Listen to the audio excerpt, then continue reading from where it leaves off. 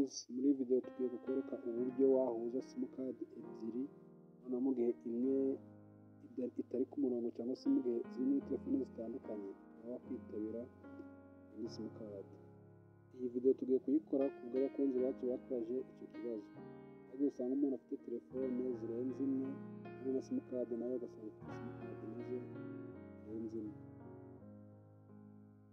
Turakora iyi video twifashishije ingero za telefone ebyiri ndetse na simukadi ebyiri.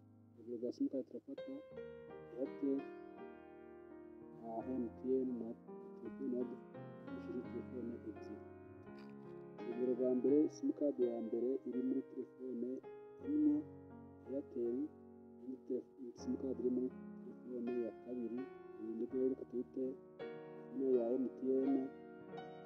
Telefone ko ari ebyiri zose urazikoresha ndetse n'izo simukadi ukazikoresha. Gusa hari abakora ibi bintu mu buryo bunyuranyije n'amategeko bitewe n'ibyo baba bagambiriye cyangwa se ibyo baba bashaka kugeraho, bakabikora bagahuza simukadi bityo bitewe n'icyo bashaka kugeraho. Ariko iyi video tugiye gukora ngo tukwereke uburyo ki ugomba kubihuza no mu gihe telefone imwe yakuzimanye ukaba wabasha kwitaba nimero baguhamagayeho kuri ya simukadi yazimye, ukayitora kuri ya telefone ufite nanone. Ibi bintu tugiye gukora byitwa call forwarding.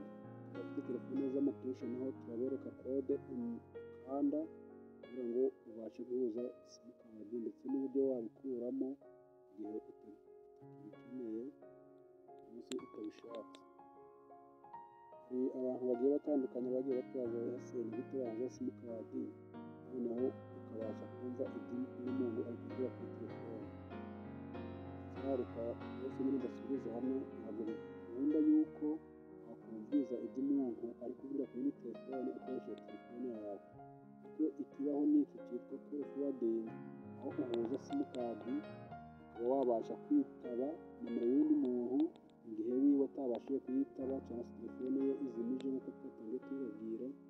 Icyo kibaho nayo kuvuga ngo urumvirize ibyo ari kuvuga cyangwa se ngo urasoma mesaje ziwe, oya ntabwo bibaho. Ikibaho n'iyi translation ibaho bikava kuri telefone barimo guhamagara ariko izimije, bitewe n'uko wahuza simukadi ukabishyira hehe, ukabishyira kuri ya telefone ifite iri murongo kugira ngo ubashe kwitaba. Tudatinze rero reka nze dutangire. Guhera kuri telefone ya smartphone ariho duhuza simukadi, cyangwa kuri telefone y'amatushe nk'uko twabibabwiye turabereka imibare. ICT Rwanda, isoko y'ubumenyi bugezweho mu ikoranabuhanga. Tudatinze rero reka nze dutangire. Nk'ibisanzwe uzajya hano wandikira nimero nk'ibisanzwe muri telefone yawe ya smartphone kuko niyo duhereyeho. Noneho numara kujya hano urahita ukanda hano hejuru hari utudomo dutatu, uhita ujya hano handitse setting. Biragusaba ngo urebe iyi video tujyane akantu kandi kugira ngo nawe ubashe kubyikorera. Aho urabona hano dufite features nyinshi zigiye zitandukanye, urahita ukanda hano handitse calling account. Okay, numara ko akantu urahita ubona hano baguye simukadi zigiye zitandukanye ufite muri telefone yawe. Urahita ukanda hehe, urahita ukanda hano handitse Airtel. Okay, then naho urabona baduhaye features zigiye zitandukanye harimo addition, call barring, call forwarding. None wowe icyo urakora kugira ngo uhuze ziriya simukadi, urahita ukanda no kuri call forwarding. Utegereze gatoya birodinge. Guys, nimba iyi channel bwa mbere uyibonye kora subscribe kandi no kunzogera kugira ngo ubashe kubona buri update yose dukoze cyangwa se buri video yose dukoze, kuko ngaha dukora video cyane cyane zibanda kuri telefone ngendanwa za buri munsi. Telefone dufite Android, telefone z'amatushe zose nizo twibandaho kuko abenshi twasanze arizo bafite. Ntibibuze kuba twakorera n'ibyo ku mashini. Ufite ikibazo wakwandika muri comment ku mashini ufite cyangwa se telefone yawe ikibazo ufite, hose tukagufasha. Reka no kubona hano handitse call forwarding setting Airtel. Urabona hano hari always forwarding. urabona hano hari when busy, twabona telefone yawe uri busy niki, ubwo nimero uri bushiremo hano hari when busy. Niba hamagara iyi Airtel bakabona iri busy, bizahita bikora translation, bitransfera he kuri nimero aba ariho twitabira kuri nimero twasemo ya MTN. Hano ukora naho barakubwira ngo when unanswered, mu gihe nyine wanze kwitaba ukabahamagara telefone wenda ushobora kuba wayibagiwe cyangwa se wayitaye, iyi nimero nanone washizemo hano izahita yitaba iyo telefone. Ni mu gihe bazaba bari guhamagara ya telefone yacu ya Airtel.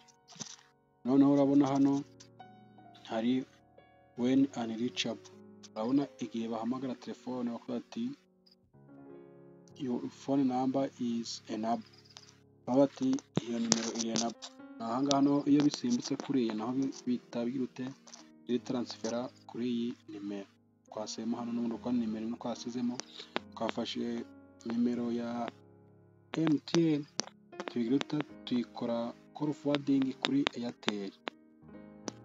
Icyo bizadufasha nawe, icyo bizagufasha nura kubikoze, bizagufasha kuba mu gihe udafite ya simukadi, wenda nkanjye urugero mugenda afite ya simukadi ya Airtel nayitaye cyangwa se nayisize wenda iri muri ya telefone twavuze yazimye, kuba twatanga ikiganiro nzahita nitabira uzampamagara kuri Airtel, nzitabira hehe kuri simukadi ya MTN.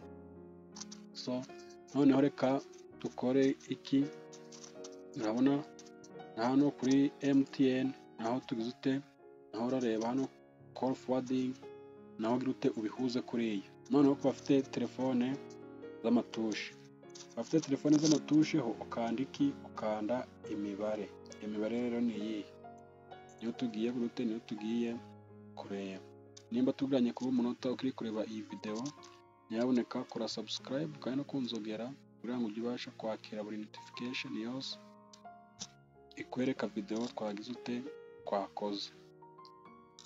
Hano ni kona biri gutinda kuloadinga, reka turebe noneho kuri telefone z'amatushe ho bigenda bite.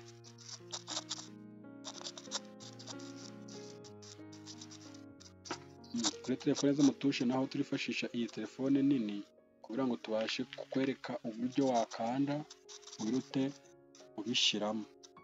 Noneho mu guhuza nimero ukora iki, ukanda akanyenyeri 21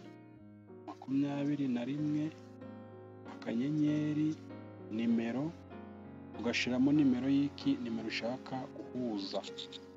Okay, ubwo ikintu ugomba kwitondera aha ngaha ushiramo ugendeye kuri kode y'igihugu, ko turi mu Rwanda, nimba uri mu Burundi, nimba uri Uganda, nimba uri he, aho uriho hose iyi code ikora ku isi hose.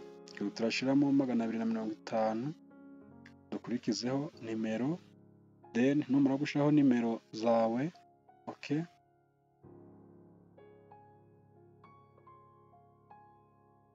ni iyi ngiyi, ni nayo nimero yanjye ungeneye buri kimwe cyose ushaka kumbaza, wampamagara ukagira ute ugashiraho urwego. Numara gushiraho urwego nyine urahita wemeza kuri simukadi ushaka guhuza. Bikora ko twamanije kubihuza, nta simukadi turi bushireho, ariko wowe uremeza kuri simukadi ushaka guhuza. Noneho hari uburyo bwo kureba ko mbere y'uko ubikora, hari uburyo bwo kureba ko iyo simukadi yawe babihuje utabizi. Kuba twatanganye ikiganiro twavuze yuko hari ababikora mu nyungu zabo bwite, kugira ngo urebe ko simukadi zawe bazihuje, ukanda akanyenyeri urwego 62 urwego. Okay, tujyane akantu ku kandi, noneho ukemeza kuri simukadi runaka. Okay, kubona bahise batwereka ya nimero twagize twahuje. Mu gihe wowe nta simukadi bigeze babihuza, bakubwira ko kari no call forwarding. Mu gihe wabihuje bahita bakwereka iyo nimero zite babihuje.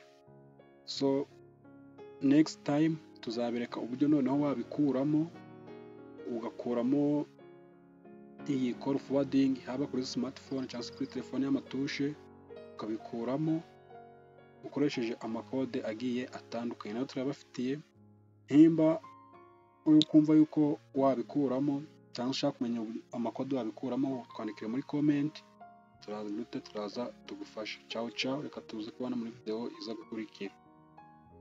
ICT Rwanda, isoko y'ubumenyi bugezweho mu ikoranabuhanga.